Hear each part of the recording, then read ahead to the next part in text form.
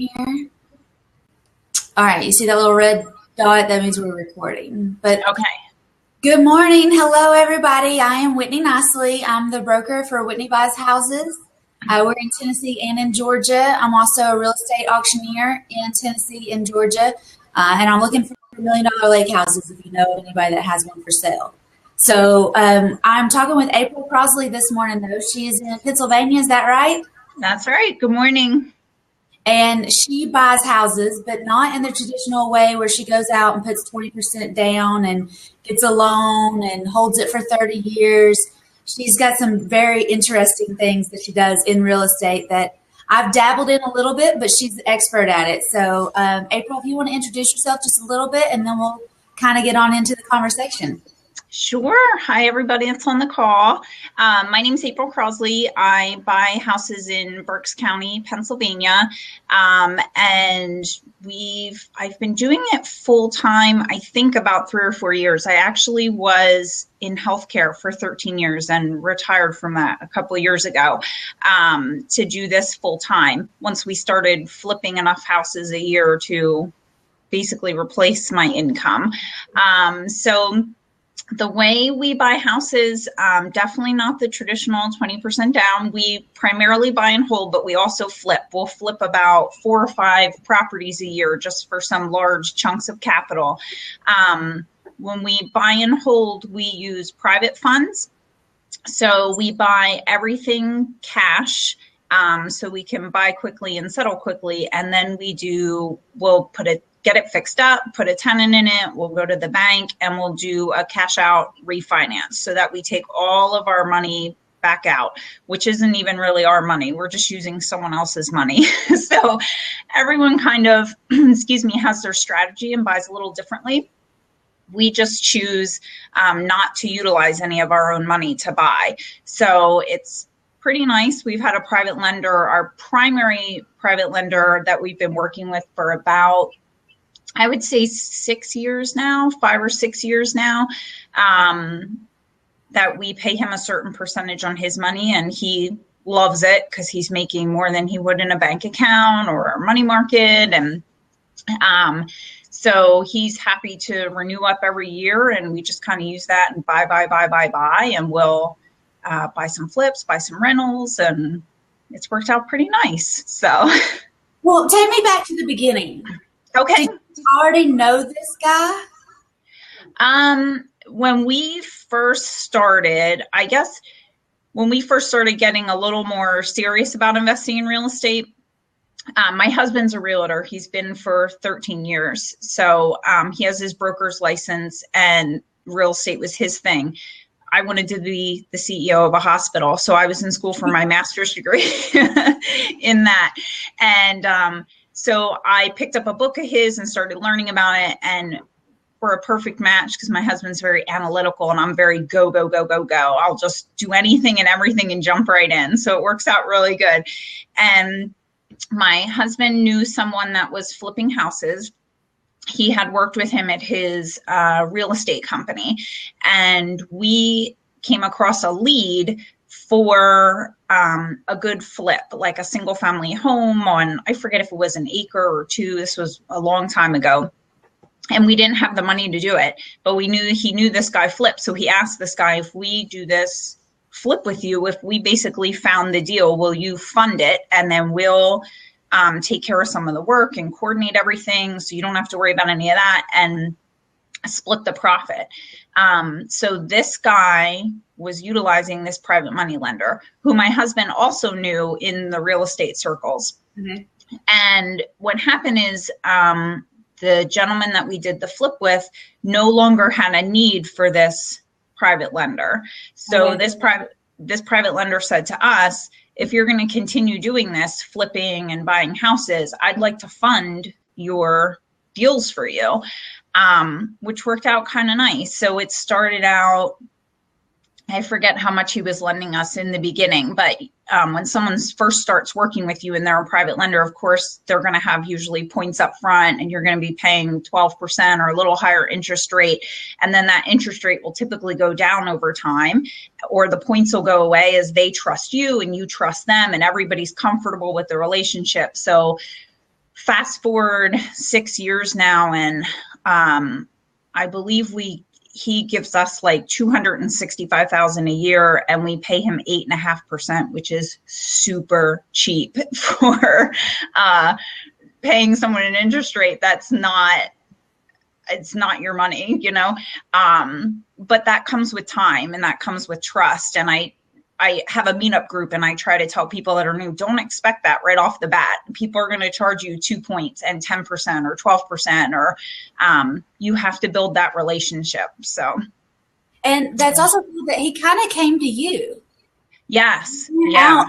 Painting him. And that's what I want people to understand, is that they think they need to go out and do this, but I want people to know that if you go out and you start doing this, then the people you need find you. They do. And I tell people all the time, if you have a good deal, and I know people say this, and I've been there because I've been new, and people be like, if you have a good deal, the money will come. And you're like, yeah, right. Because you have this anxiety that the money is not going to be there. But now, being in the position I'm in and having all that experience and have done all those deals, it's amazing once you start to connect and meet people, and you're sitting in rooms with people who are private lenders and you don't even know it. And sometimes they don't even know it. And they think they want to invest in real estate, but they really don't have the time to be flipping and staying on top of a flip project. They don't have the time to be buying rentals, and they'll try and do it once or twice, and then it becomes super stressful for them. And you have to have that conversation like, have you ever thought about being a private money lender instead? Because then you're kind of just stroking a check and briefly looking at a deal, but you're not as involved. So it's a lot easier. But I do tell people in my meetup group now that are new that if you have a good deal, the money's there. And I guess I partially say that because I know people come to me now and say, I want to invest in your projects and I want to invest in your deals. And if I can help someone new get started, and I know them and I trust them, or I can vet their deal ahead of time, then I know the money's going to be there, because there's people that want to lend, especially now because the stock market's tanking and people just want their money in real estate. So, and okay, when you say you flip houses, tell me what you do. Do you go in and gut the whole kitchen, or do you go in and just put new carpet and new paint in? It really depends on the house and the location.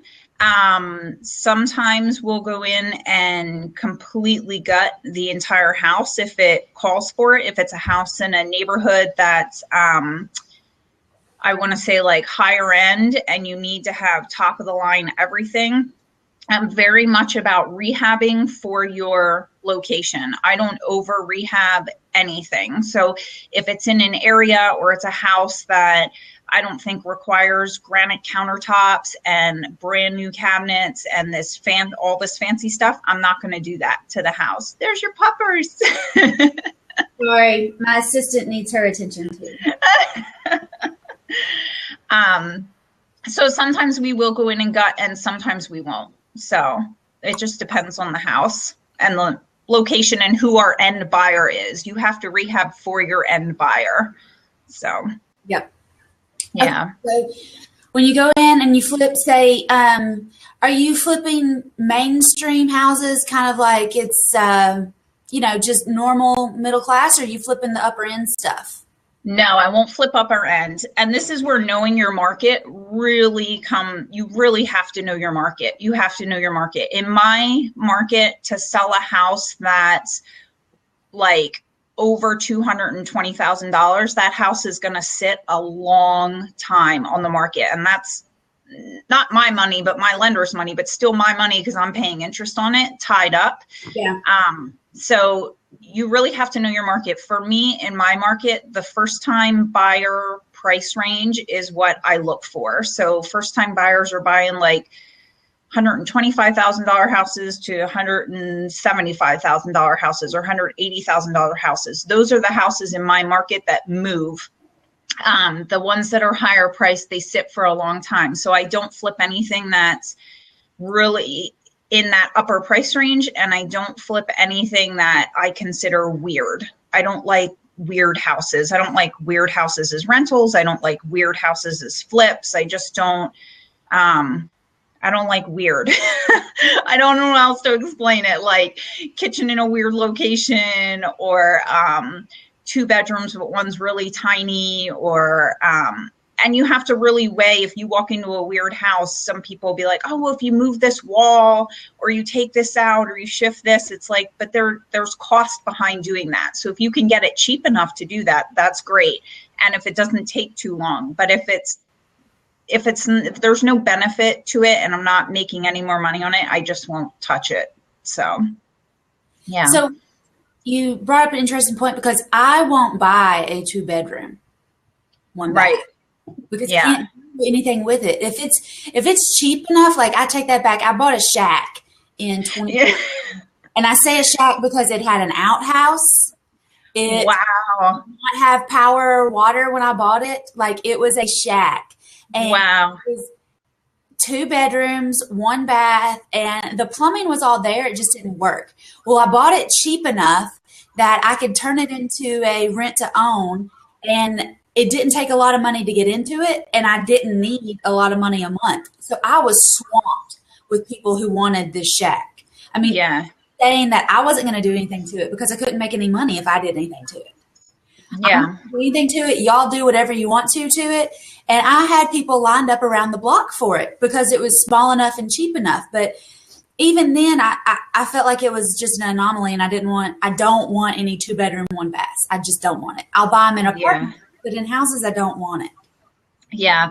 And I think that's the whole, like, you know your market and you got it cheap enough. We have a 2-bedroom, 1 bath, only one. And we primarily buy single family houses and small multis. And out of all of them, we only have 1 2-bedroom. It rents really, really quick, but it's because I can rent it really, really cheap. And I can rent it cheap because I got it cheap. So if all those factors come into play, you have to know that before you even get into the deal. I would probably buy a 2-bedroom again.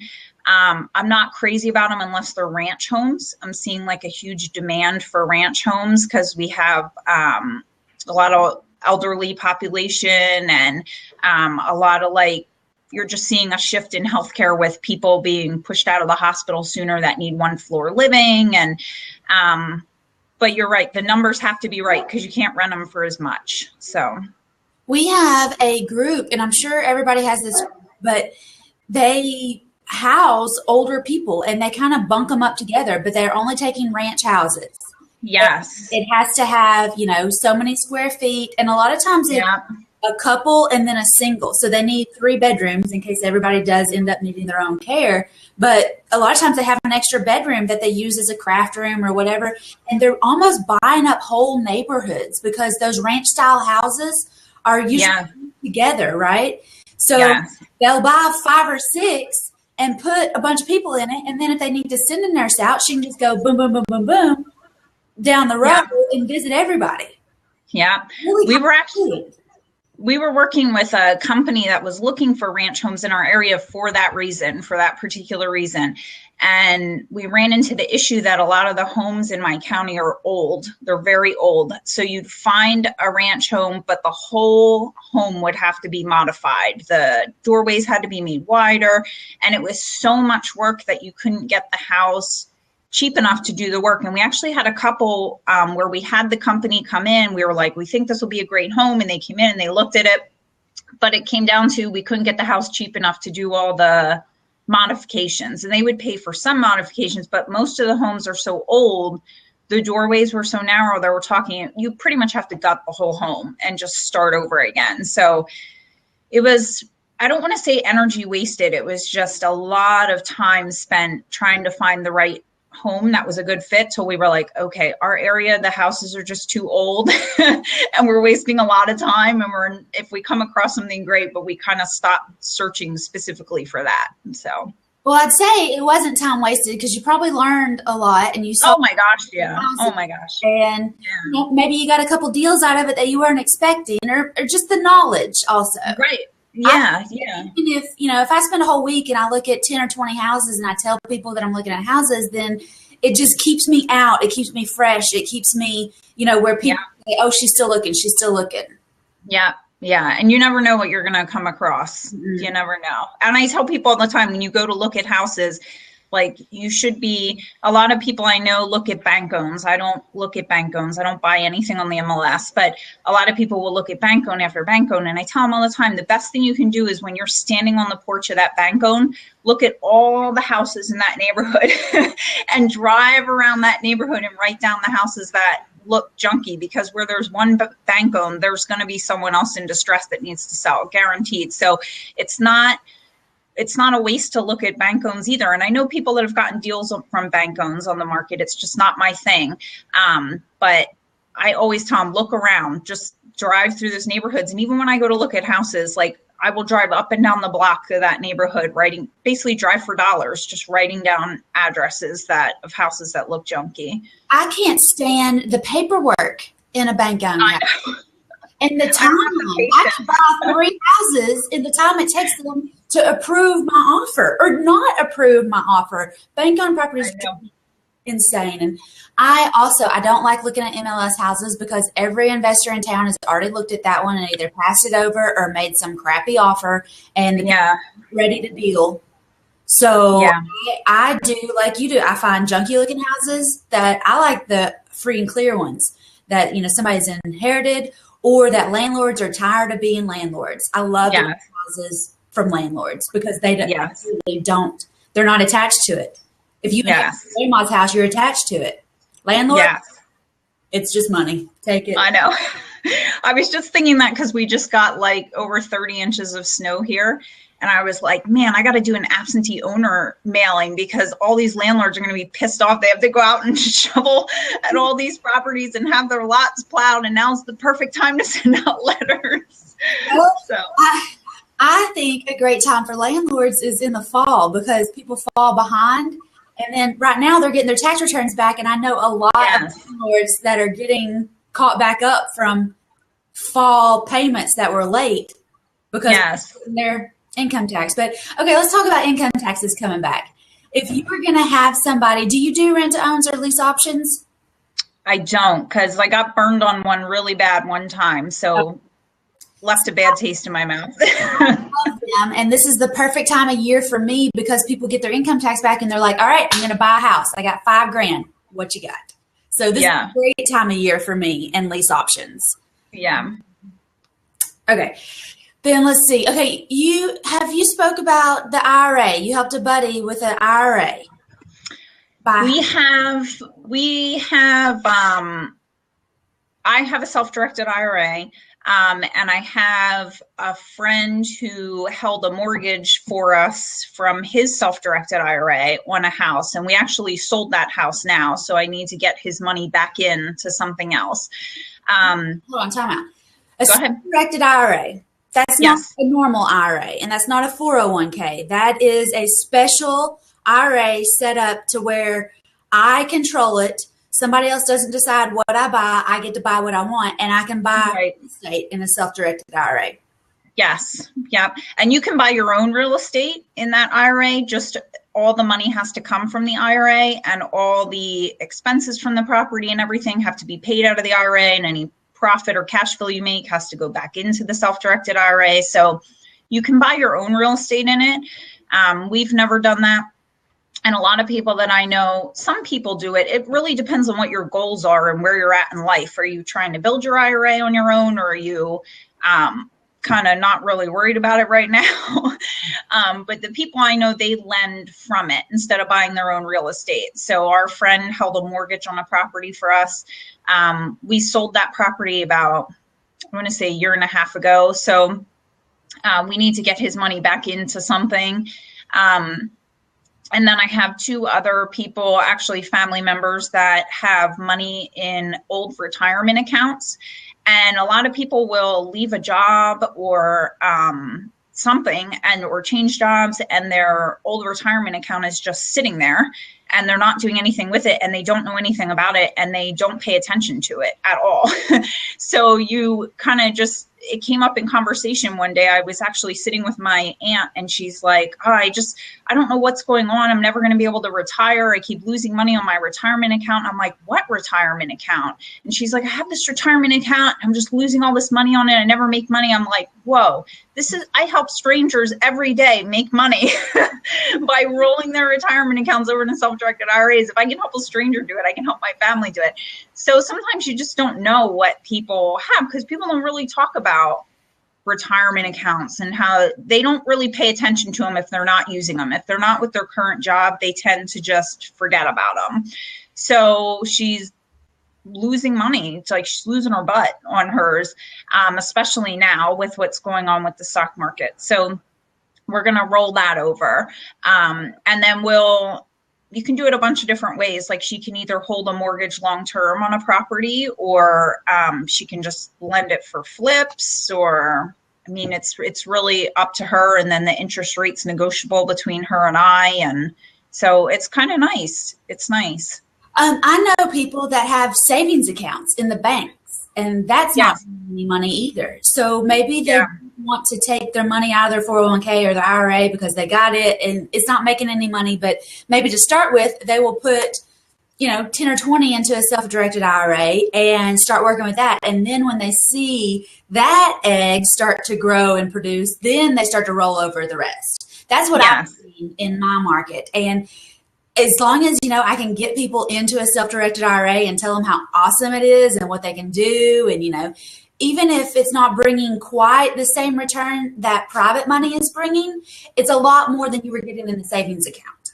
Oh, yeah. Way, way more. And it's amazing. I'll show people charts like, this is what you're making in your savings account. And this is what you can make in a self-directed IRA. And everyone at first thinks, this is crazy. Is this legal? It can't be legal. And you have to just explain the whole thing to them. It's amazing to me how many people don't know about it. And at one point in time, I didn't know about it either. That's how I started mine. I used to work in a hospital, and I used to work at a state college, and I had all these old retirement accounts. And the more and more I started learning about real estate and how people were lending and buying their deals, I was like, what is this self-directed IRA thing? And we looked into it and went to some meetings about it. And you really just have to educate yourself. And it's actually really, really easy. The company I use is Kama Plan, and they're 45 minutes from me, which I love because I can go there anytime. I call anytime. Someone always picks up the phone. I talk to a human being, and I can email them and say, hey, this is the deal I'm working on. These are the funds I need. This is the person that's funding it. They're self-directed IRAs with you. And they email me right back. Here's the paperwork you need. It's literally 3 pieces of paper, and they just make everything really easy peasy. So it's not complicated for me who understands real estate and how it works. And it's not complicated for the person that's not in real estate, but wants a better return. Absolutely. So, yeah. That's why real estate is so awesome, is there's so many different ways. And like, I know plenty of people that have been in real estate agents, and they don't know what a self-directed IRA is. And there's so many ways they could be making more money, but mainstream people see these large commission checks, which really aren't that large by the time you take everything out of it that you worked for. But they see these commission checks, and I see these commission checks, and I'm thinking, what are y'all doing with these commission checks? Are you reinvesting it back into real estate, or are you just going and buying a purse or upgrading your car? Or what are you doing? And it makes me crazy that people are losing so much money and they don't even realize it. And they're happy that they don't understand what is going on and that they're losing this money. Yeah. That's how I see it. And the people, it drives me crazy. I got on a rampage earlier, I guess, because I see all these perfect ranch, 3-bedroom, 2-bath, brick houses for sale. And then I know some of these people that are selling these houses, and they have told me that they want to get into real estate investing. They want to be a landlord. They want to retire off their, real estate income. And I'm thinking, why are you selling your first rental house then? Yeah. You inherited the house. It's free money. You don't have a mortgage on it. Rent it. I know. Oh, well, I know. I want to get into it when I retire. No, you don't, because you might want to retire in 5 years. So you need to start now. Start buying houses now. And it drives me crazy. Yeah. Yeah. And you're on the real estate realtor side of it as well. Yes. So I can imagine, because all I do is the investment company full time, and my husband's a realtor. And time and time again, I just tell him, like, it's so many realtors are just realtors. They're not, it doesn't mean that they understand investing or being a real estate investor or what real estate investors look for. Like, a realtor that is actually understands investing is a rare breed. It's very, very rare. It's like finding a needle in a haystack. I'm lucky that my husband is one. But it really is a needle in a haystack. Like, what you are is you're like the unicorn of real estate. My husband thought all realtors were created equal. Like, we go to school, we learn how to invest, we learn how to represent, we learn how to do this, that, and the other. And it's not like that. And I tell them all the time, because I don't represent buyers. Okay. I represent myself. I got plenty to do to represent myself. Yeah. And if you want to be an investor, you need to find an investor realtor, like somebody that actually owns properties, not just somebody that represents other investors. And realtors aren't created equal. You need to find one that understands. And if you want to buy small multis, then you need to find somebody that owns small multis. If you want to buy gas stations, find somebody that buys gas stations. I mean, whatever you want to do, realtors are not created equal. So don't think that they are, because they have specialties. Maybe they help military families. Maybe they help new home buyers. Maybe, but your husband and I definitely are unicorns, because you are. And I'm so thankful. But you really are. And other people don't see it. And sometimes people from out of the area that invest in my area, or even people in my area, will come to me and they're stuck in what they considered an investment property, and they need to sell it and they can't. And I'm like, who sold you this? Basically, someone that doesn't own any investment properties, but is selling people and telling them they're investment properties. I'm like, I don't know who told you that. Like, it's not, you're talking, like, ask your realtor, do you own investment properties? Like, what do you own? And it's the same from the investor angle. Like, at my meetup group, people will come that are interested in real estate investing, but they'll say, I want to buy storage units. I'm not your girl. Don't talk to me. I don't own storage. I'm not going to pretend I know anything about it. But the point of the group is just to, like, connect people in all facets of real estate investing. So I can say, okay, I don't buy storage, but go talk to that guy over there because he owns storage, or he's building storage, or I don't buy it tax sale, but talk to that guy. Like, even on the investment end, everybody does something different, and they buy differently, and they buy different things. So absolutely. Yeah. And you hit on one. I do tax sales. I know like 2 other people that do tax sales, and they're not realtors. Yeah. Yeah. It's because there's so many ways to get in real estate. And, a lot of what you're saying is, don't put the 20% down. Don't do the long-term hold. I bet you have some formulas you go by, and if the house doesn't fit, you're walking. Then we don't do it.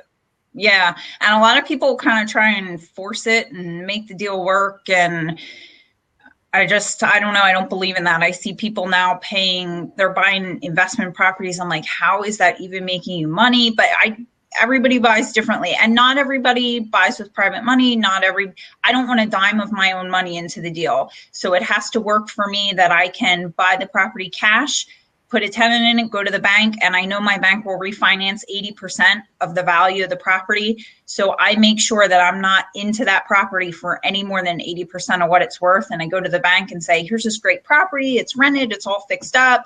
Refinance me. And they're more than happy to, like, woohoo, you own it cash and outright, and you want to refi, let's do this. And then they refinance, and we pull all our cash back out, and all we do is do it all over again. Go buy the next property. It's just repeat. I do have some friends that they'll put 20% down, and there's nothing wrong with that. That's how it works for them. They still work.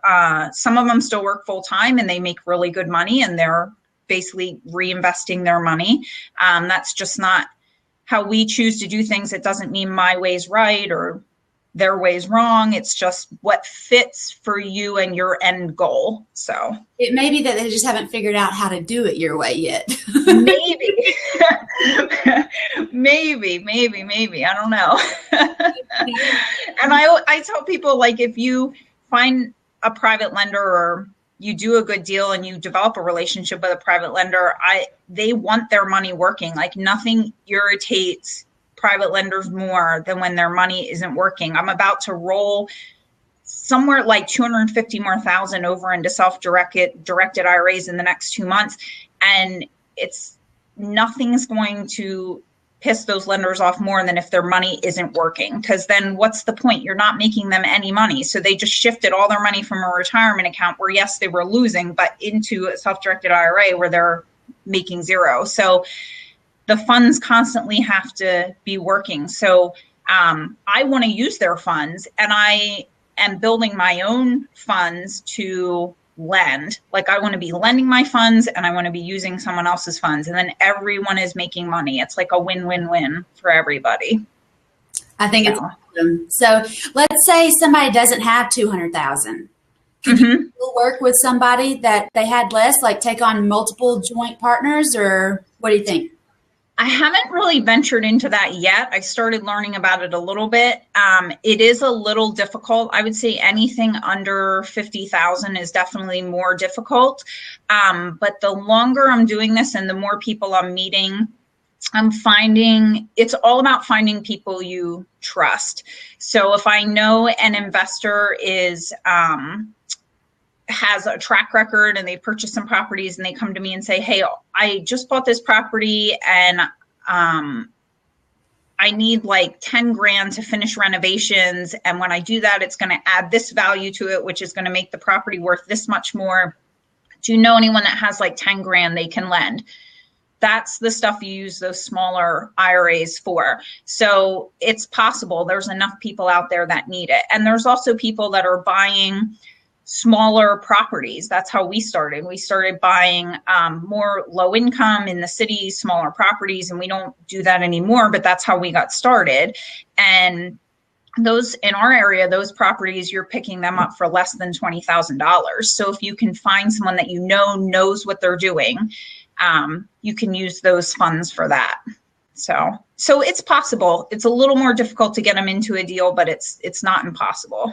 I think those people are the ones in my mind that I want to nurture, because if they have 10 or 20, they probably have closer to 50. They just haven't really figured out where they're going to get it. And as I can use them 2 or 3 times, then in a year or two, they have 50 and they love it, because I started with them when they were, babies, and I brought them up all the way from the bottom. And you can have 2 or 3 people like that. And in a couple of years, they've got 200 and they've got friends. Yeah. And then so instead of searching, because a lot of new people, and that's who I talk to a lot of times, they're afraid to say, do you have 200,000? Because I'd like to do this. They could say, you have 10 or 20 because I found this. Yeah. And it's all about developing that relationship. And you're right, because when someone's happy that you're making them money and they see this is real and it does work, and you are making me a lot more money than I would ever make in the bank account or the stock market, then then they talk to their friends, and their friends might confide in them about their retirement account losing money. And they're going to say, oh, have you talked to Whitney? Or have you talked to April? Like this is what they do for me. And I had the same problem and this is how they solved it. And that's what real estate investing is all about. It's freaking awesome. Like, I basically make people money who aren't making money in stocks in their bank accounts. And I make homeowners happy because I'm solving their problems. Like, you can do everything legit and on the up and up, and it's just a win-win-win-win-win situation. So that's what I love about it. And I'm in DIY country down here in Knoxville. So a lot of people watch these TV shows, but they aren't ready to tear out a kitchen. They think they are. They want to be. They're not. And it's a great way that if you can say, okay, we're going to work on this together. I'm going to do this part. You're going to do that part. And we'll split it and cash out and go on. Do you find people that watch the TV shows and that's why they kind of got hooked on you, because you're living the TV show? Yeah. Yeah. A lot of people think it's just like TV, HGTV. And I don't have cable, so I don't watch HGTV. But at one time I did. And when people tell me, oh, this is showing HGTV, I'm like, please don't watch that. Please stop. Please turn off your television. That's not how it works at all.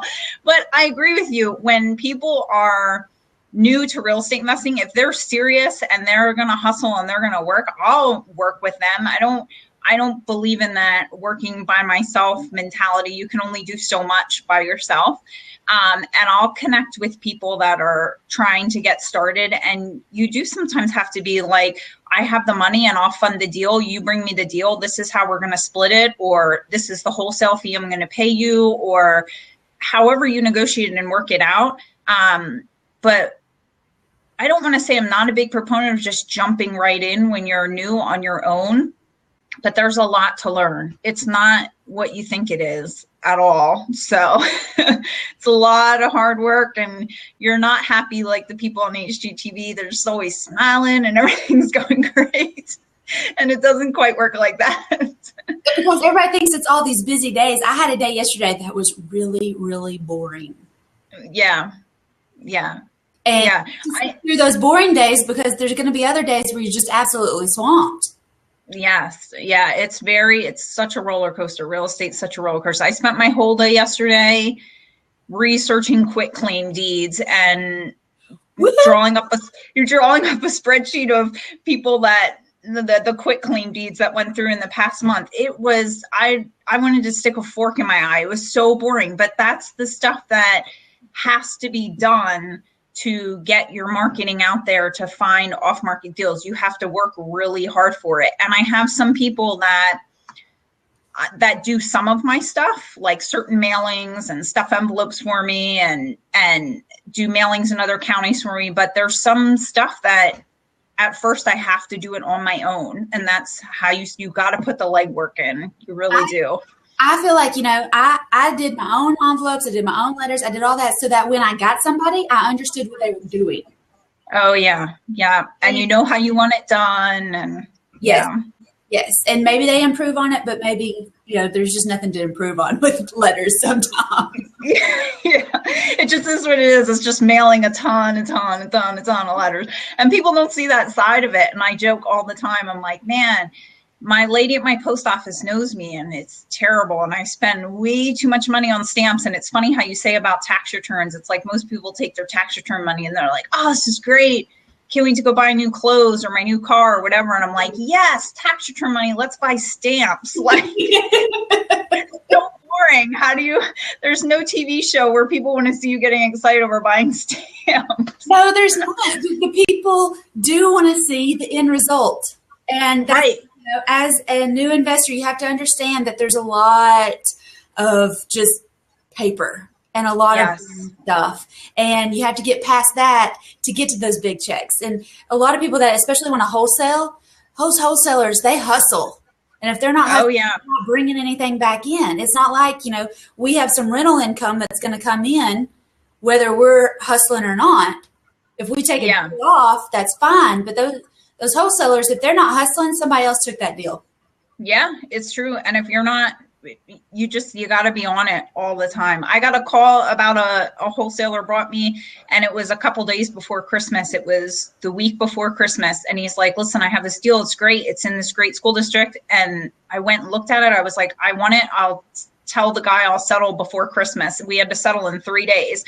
So you got to pick up your phone and you got to be ready, and you got to have the cash, and you got to be on it. And I agree with the whole wholesale thing. You never stop that hustle of looking for deals. If you want it bad enough, you're constantly looking, you're constantly putting offers in, and all people see is, oh, you did this flip and you made it so beautiful and you made 20 grand on the flip. They have no idea what you did to get to that point, to make that 20 grand on a flip. It's an enormous amount of work. Enormous. You may have gone through 20 different houses and 20 different offers. Oh, yeah. And most times way more than 20. Yeah. Yeah. So, and a lot of people are asking, if you send out these letters, then what's your return and how many do you get? And they want to know that it's going to hit.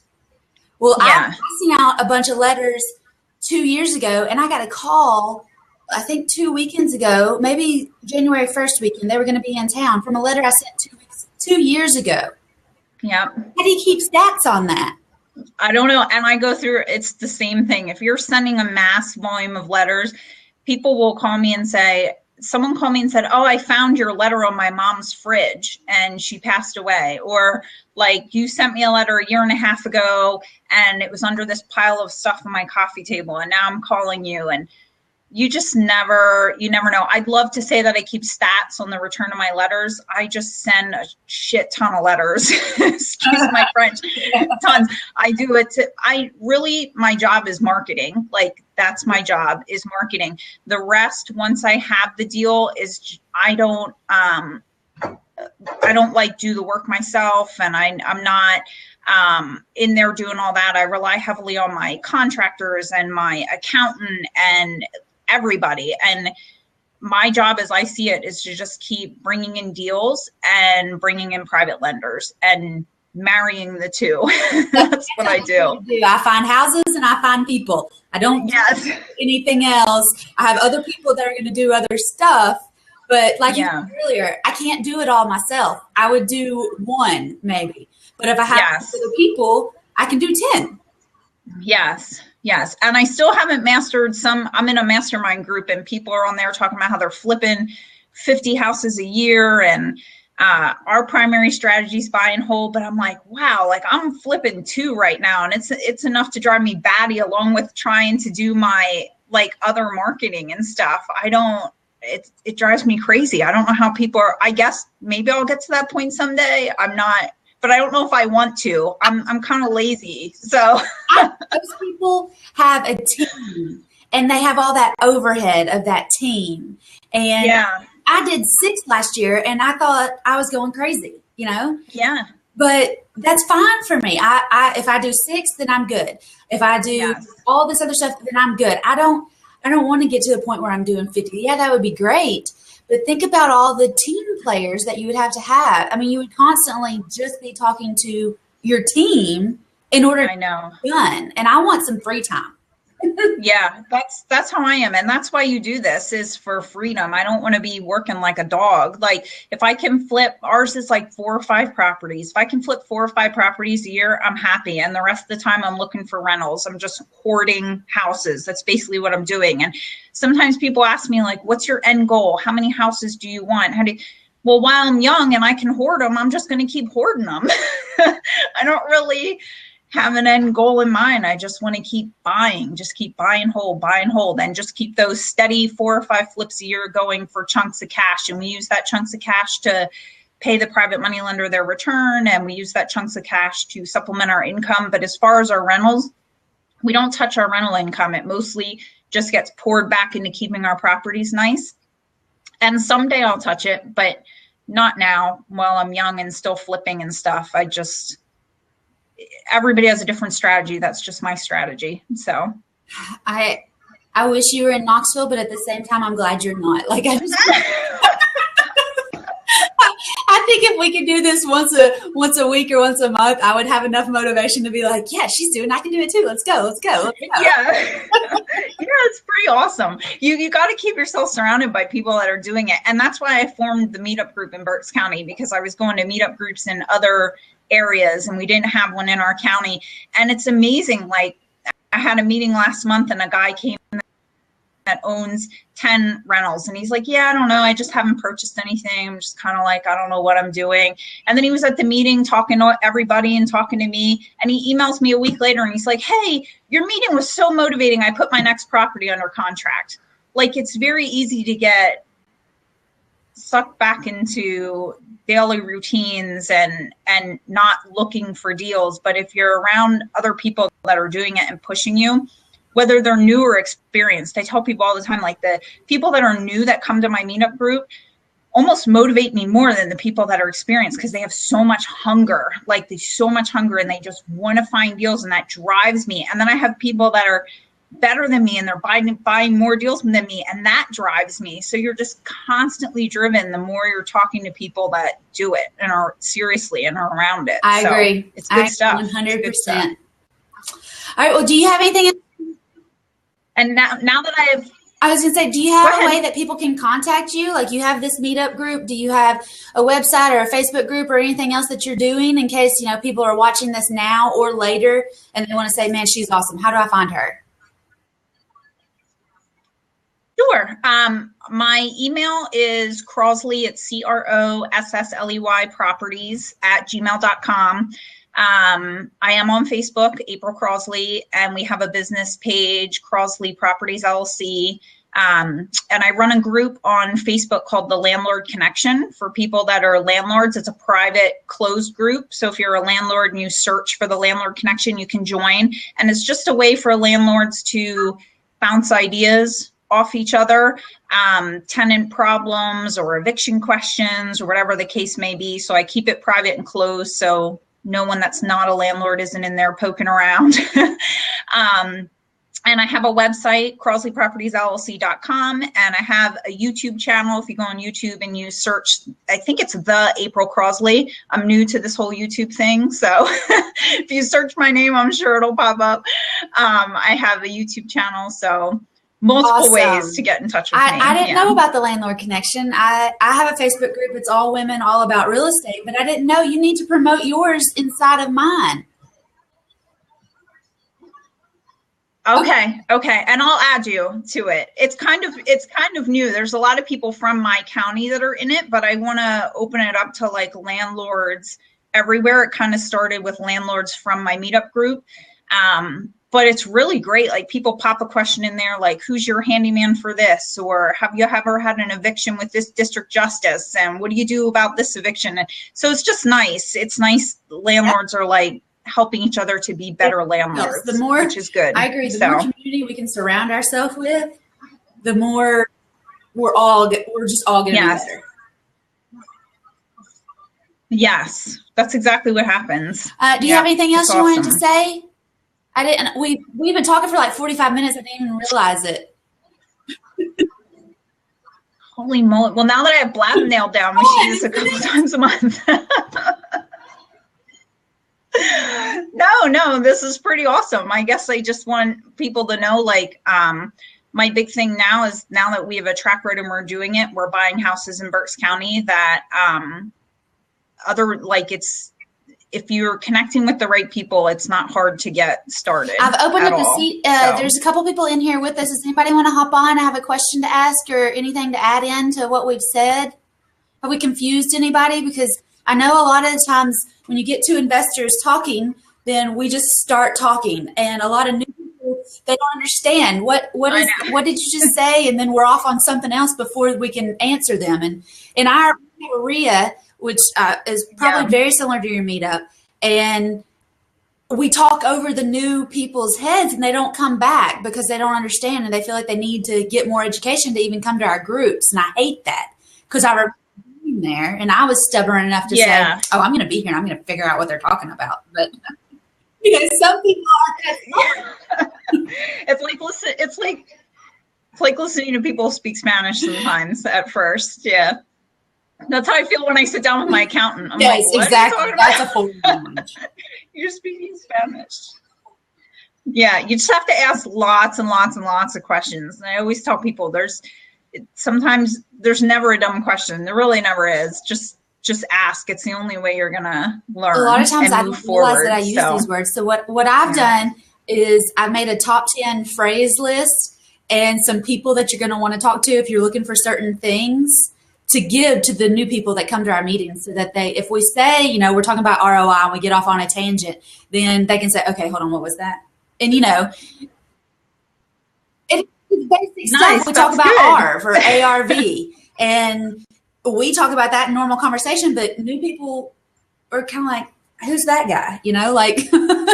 What are you saying? So that I can email you that if you want to. It's just basic stuff. I tell people I'm good with new investors because I speak redneck, and I can just get the heart of what I'm saying short and sweet without all the fancy stuff. Right. I just did a video on my YouTube channel about how we buy, like buying, not exceeding that 80% and cashing out, doing the cash out refi.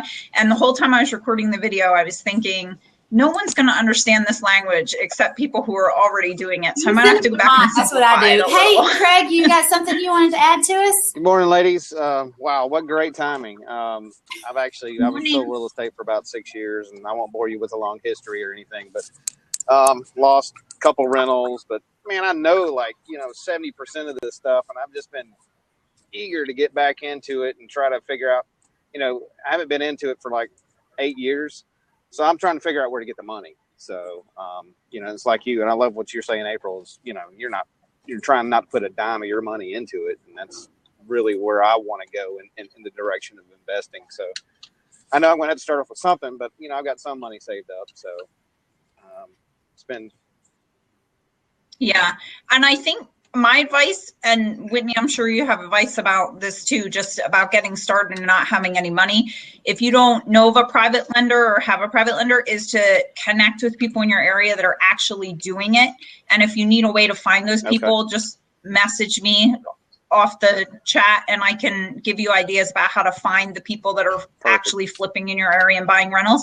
And I would take them to coffee or take them to lunch. I mean, I had a guy take me to lunch a year ago and he has none of his own money and he now owns 6 units of rental property, all because he took me to lunch and it basically just picked my brain, asked me a bunch of questions, and people come and connect with me and I just say to them, I know you're serious. If you bring me a deal, we'll work out the details, but I'm going to make sure you get paid. You have to find someone that you trust in your area that's doing it and connect with them. I'll certainly do that. They'll get you started. I'm in the Atlanta area, so. Yep. I'm in Atlanta sometimes. Okay. My husband works in Atlanta. We live in Rome, Georgia. But I would say to go out and find some houses. Yeah. You said it earlier. You go out and you find a house, that money is going to come. And that was the biggest thing, and I picked up from today was, I did this a while back, but you kind of forget some of it, and I totally forget about. Oh yeah, just drive around and look for them, and send them a mail, or drop off a note, or knock on the door, So, and so I think that was the biggest thing too, is just like you guys were saying, MLS is just scavenged, and that's you're competing with 100 people, so.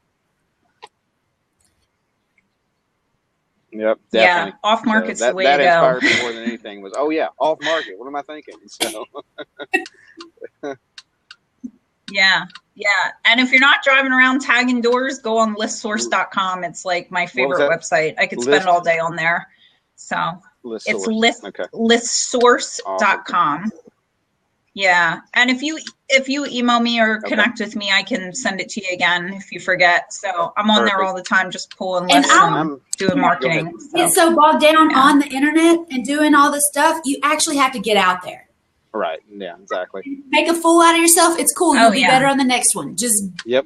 You got it. Well, I've done it in the past. I lost money on my first investment, and I had 2 rentals, and I lost all that in a divorce. So. And I sold real estate and I know numbers, and, I was, as a matter of fact, I'm the one that commented and asked about the 80%, after improvements. My rule was 75%. But I'm trying to get to 75% as much as I can after improvements. But, 80, I think 80 is doable if it's not your own money. Yeah. Sure. And the only reason I only use the 80% for my buy and holds. And I only use the 80% because I met with multiple community banks in my area before I even bought rentals. And I know based on my personal financial statement and how my LLC performs that they will refinance me 80%. So I always tell people before you figure out whether that number for your all in on rentals, buy and holds is going to be 70%, 75 or 80, you got to meet with your community bank beforehand, which is what we did. And my community bank said, we will refinance 80% of the value for a buy and hold. So that's how you find that target number, that I'm not going to be in to my deal for any more than 80%. On my flips, it's different. I use your typical 70% of ARV minus repairs for my flips. Right, but for my rentals, it's a little different. Yeah. All right. Well, it was, I got to head to work. So doing the grind. Yes. Nice talking to you, ladies. Well, have a good day. Be in contact. Hey, find those off-market properties when you get off at 5. You too, sounds good. Okay. All right. The word stop just because you clocked out. Yeah, really, exactly. All right. Y'all have a great day. You too. All right. Anybody else have any questions? You too. Anything? We got an open seat. I'm going to have to head out too. You good? Thank you, April. This was really fun. Thanks. I'm glad we got it all figured out and got it set up. And if you want to come back, I'm sure we can talk more and get down into some of the basics where we kind of maybe talked over a newbie. Yeah. Yeah, So, let me know. All right. Well, thank you again. And I'm going to put this up on my YouTube channel. You're welcome to share it onto yours too. That'd be awesome. Uh-huh. Bye. Okay, great. Thank you, Whitney. Have a good day.